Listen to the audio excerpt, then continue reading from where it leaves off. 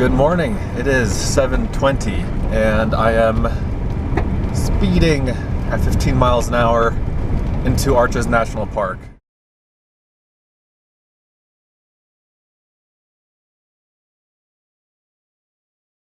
I'm going to hike a very popular trail there that goes past some very popular and well-known arches, natural arches. But I've done that hike a couple of times before, and that's really not the reason I'm doing the hike. There is an inscription from a French fur trapper from the 1800s, Denis Julien, and his inscription is somewhere in Arches National Park. I've narrowed down the area. I've spent a full day looking for it before, but haven't been able to find it. I was unsuccessful in my quest.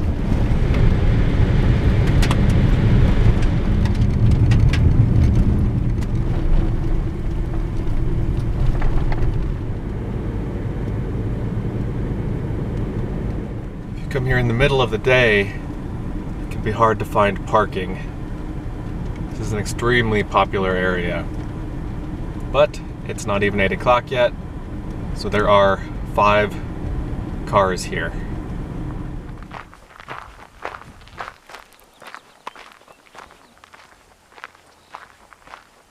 Here is the landscape arch. I think it might be the largest arch in the US. One of the largest in the world, top 10 or something like that. It's the length of a football field. And along with Delicate Arch, which is probably more famous, this is one of the 2 best arches in the park.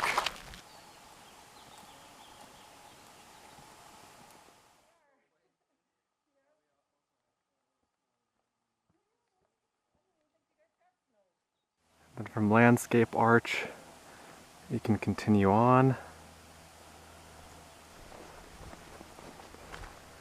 to Double O Arch, which is what I'm doing.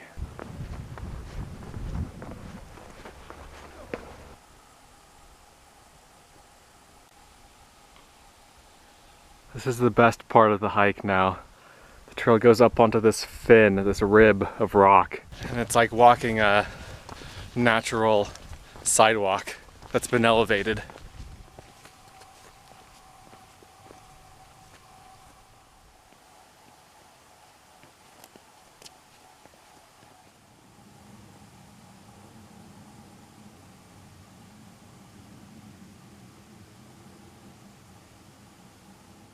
And here is Double O Arch.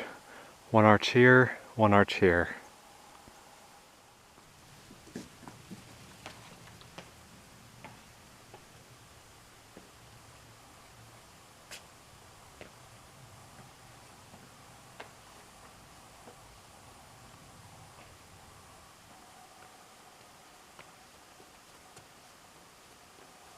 This is a cool place.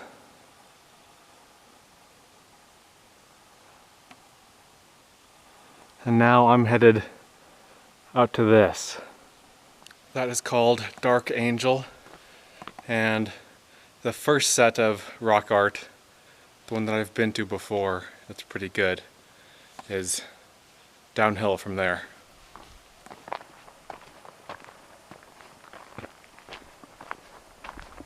So this is Dark Angel. It looks different from every side. This is the side that I've climbed it from. I think we went up here and climbed this crack, and then went over left, and then there are some bolts to the top.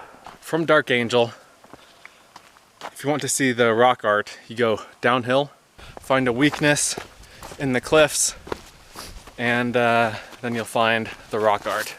You'll get to this sign. You've found something unique, please preserve it.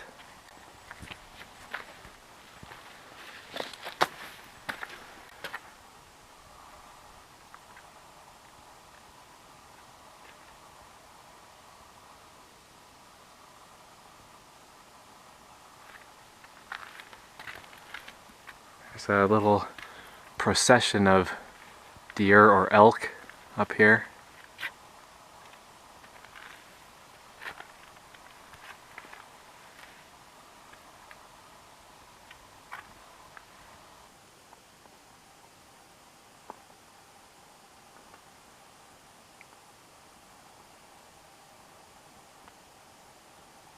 These are pretty big. I'll put my hand next to them for scale here. So that's the panel that you come to immediately, but there are a bunch of other panels along this area, so you can just wander around. I'm gonna wander and show you ones that I think are particularly interesting.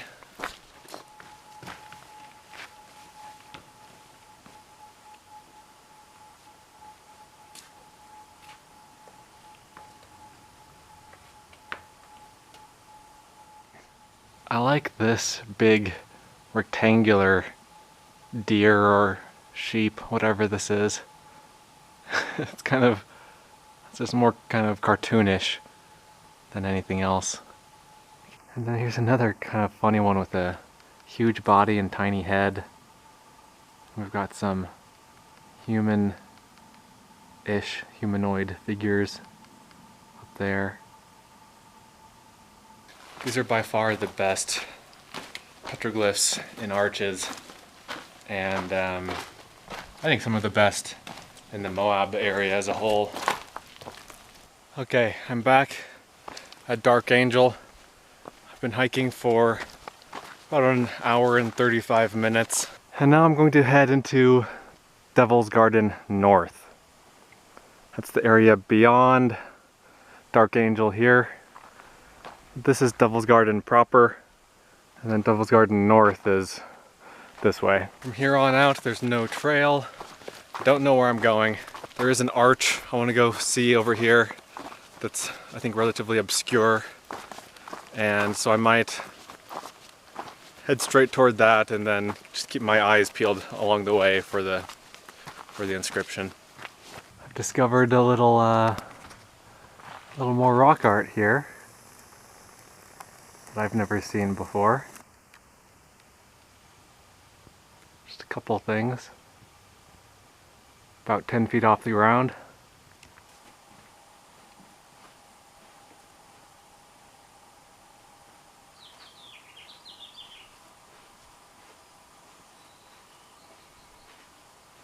So I've been walking along this cliff here, and I saw some graffiti on the rock. It says Kevin's Arch, 71490. I thought, what? Arch? What? Then I looked up. There's a little arch up there. I wonder how many people see this. This is a lot of fun for me, even though I don't think I'm gonna find the inscription today. Just exploring and wandering and seeing what I do find is a lot of fun. Found some more panels of graffiti. This is one that's 1951, getting older. This one, this idiot, 2017. Can't believe people still do things like that in a national park today. It's disgusting. Oh, I just looked up and realized that I'm at the arch that I was kind of looking for.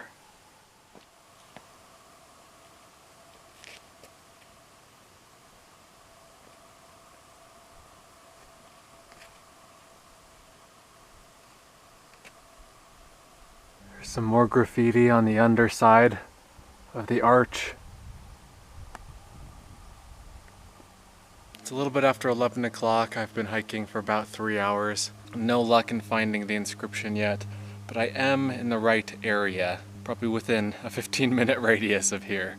And I know that because there are a couple of like forum posts online of people who've been to this place, and they took a picture of some, I guess, lewd, more modern graffiti. And that was close to where they showed the picture of the inscription. It was just, a picture or two before that. So I'm in the right area. I'm still at Big Eye Arch. The arch is right there. I was on the other side before. And I've sat down here a bit to eat some snacks. I've just got some, I don't know, granola bars or something. It's my standard hiking food. And then I will set about again to try to find this inscription. Apparently there's a rock art panel, a Native American rock art panel, and then around the corner is the inscription. So if I find either one of those, I'll be good. Okay, I know I'm getting close now, because I've seen pictures of these also. This one is especially interesting. Enero 31st, that's January 31st. Moises Martinez from Mora, New Mexico. Got a cross, some hands, only 4 fingers on this hand here, that's weird. You can see faintly here 1125, and then 1919. Do you see that? So it's around here somewhere. I'm getting closer. Just gotta find where it is. Okay, I found it. Taken me 2 days of searching, but I finally found it. It's just around the corner from that last spot where I was, and I noticed that there are a lot more inscriptions on this rock, a lot of newer ones, and I was reading them, and then all of a sudden I saw the faint one. Can you read this? Denis or Denis or Denise Julien. And right here, 1844. The light is pretty terrible right now for showing this to you. I apologize. Another interesting thing is that you can see it was written over Native American rock art. You can see an animal there, like a sheep there, or a mountain goat, another one there. Something else right here. Above it, you've got some others. Domingo, 1937. Gilberto Martinez, also from New Mexico. Febrero, 1948. February 21st, 1948. AT, that looks more modern. GM, Art, and Luke. Here's another interesting one. Another Native American petroglyph. It's a bighorn sheep, but the horns are going this way. They're going forward instead of backward. Odd. The light is just at exactly the wrong spot to take good pictures of that. It is just shining like directly from the side here.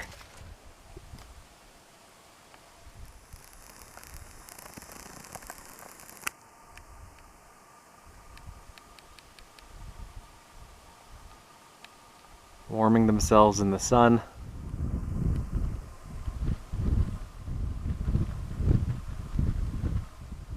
Here you can see it better. I'm covering the sun with the foam pad from my backpack. There's Denis, Denise, Julien. This is 9 something, 1844. I don't know the French months, and I can't really read that anyway. Yeah, hard to see in the sunlight. Much easier in the shade.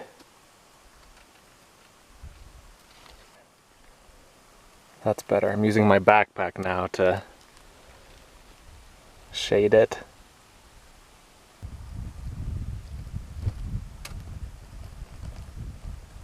And so apparently there's a Native American rock art panel just around the corner from there, but I didn't see it when I went by this way earlier. Maybe, I don't know, I guess just wasn't looking in the right spot. Yeah, I just walked right past it before. It's small. This is the whole thing. But we've got a sheep and some dots, and who knows what this is, and another amorphous blob thing. It's a Saturday in Arches National Park in the spring, but I have this all to myself. That's why whenever people say that they think the national parks are too crowded, I just think, you just don't know. You are just in the wrong area. You are in the wrong place. So let me read to you a little bit of information about this guy, the guy who wrote that inscription there. I thought he was French, but he was actually American, but French-Canadian. Let me just read this. He was born in 1772. He was an American fur trapper of French-Canadian Huguenot origin, best known for his activity in the southwestern United States in the 1830s and 40s, at a time when he was one of the few people of European descent in the area. And in the 1830s and 40s, he left several inscriptions along the Green and Colorado rivers with his name and then the date. Today is the last day of my trip. Today's the last day of the trip, of this month-long road trip. I started in northern Utah, went down into southern Utah, went down into Arizona, went down to the Mexican border, went into New Mexico, briefly went into Colorado, and I'm back in Utah, and tomorrow I'm going home. It's 12:30 now, and I'm gonna start the trek back. So it'll take me a little while. It'll probably take me a couple hours to get back. If I come across interesting things while I'm hiking, then I will stop and show you. Otherwise, I'll just meet back up with you in the car. Here's one last look at the description. You can definitely see it better now than you could before.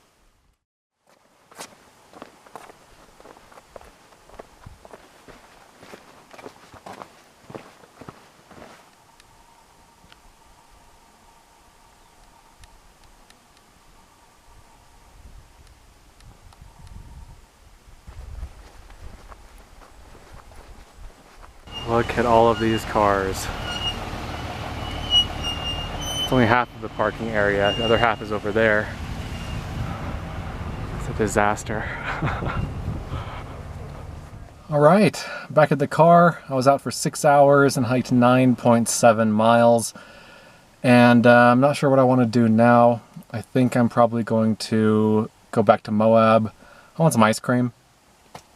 You know, it's hot, I'm tired, and so ice cream sounds good, so I'm going to head to Moab and then get out of here. I'm going to go find a place to camp after that.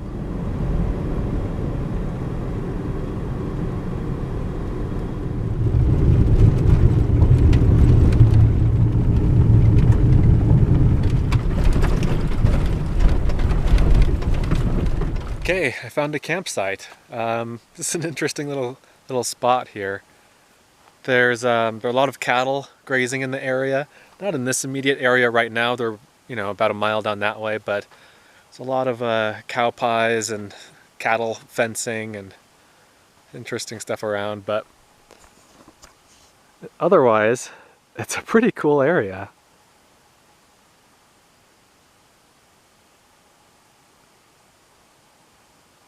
Can't really see it from this angle, but this thing is a freestanding pointy tower.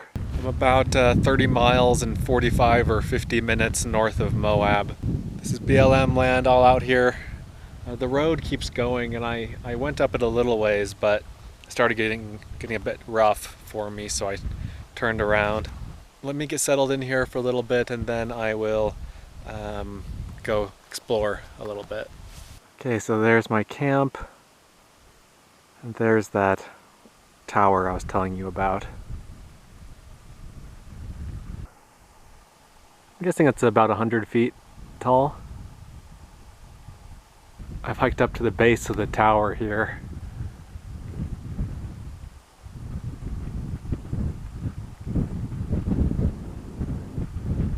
Found several pieces of this semi-transparent mineral as I was hiking.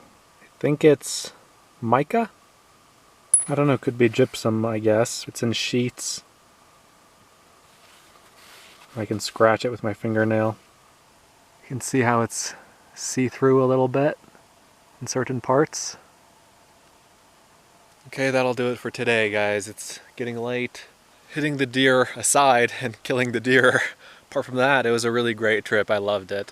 And I'll talk about it more tomorrow. I'll give my final parting words about the trip in the morning as I'm heading out of here. But good night for now. Good morning. It's 9 o'clock and I'm ready to hit the road, ready to go back home. Today's day 29 of my trip, and I'm ready to be home. A lot of the the van life YouTubers that some of you watch and that I watch too, they're on the road full time, and so they tend to take it pretty easy. I'm not on the road full time. I travel a few months out of the year, and when I do travel, I hit it hard. I'm constantly moving. I'm always hiking and exploring and climbing, and it's physically tiring. I'm ready to just sit on the computer and vegetate for several days. And of course, plan my next adventure.